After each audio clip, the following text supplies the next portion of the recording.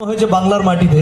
আর আমি বাংলা অল্প হলেও বলতে শিখেছি যখন আমি জি বাংলা সারেগামাপাতে এসেছি, তারপরে অল্প হলেও গাইতে শিখেছি যখন এখানে এসেছি।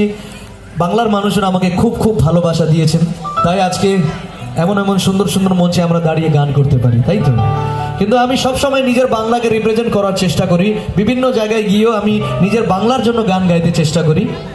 আমি নিজের বাংলাকে রিপ্রেজেন্ট করার চেষ্টা করি, শুধু কথা বলে নয়, গান দিয়ে। তো একটি গান আমি বেছে নিয়েছি, সেটা আপনাদেরকে শোনাতে চাই। শুনবেন সবাই? এই গানটা নিজের বাংলার জন্য গাইতে চাই। ওকে, চলো শুনি। গানটা হলো আমি বাংলায় গান গাই, আমি বাংলার গান গাই, আমি আমার আমিকে চিরদিন এই বাংলায় খুঁজে পাই। আমি তো খুঁজে পাই, আপনারা পান কি? যদি হ্যাঁ হ্যাঁ তাহলে জোরে হাত দিয়ে বোঝা দেবে সকল মেয়ে। কোথায় লাভলি অডিয়েন্স?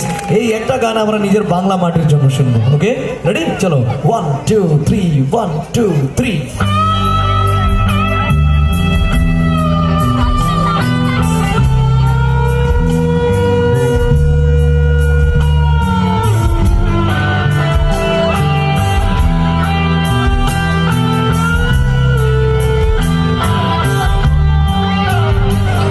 আমি বাংলায় গান গাই, আমি বাংলার গান গাই, আমি আমার আমিকে চিরদিন এই বাংলায় খুঁজে পাই।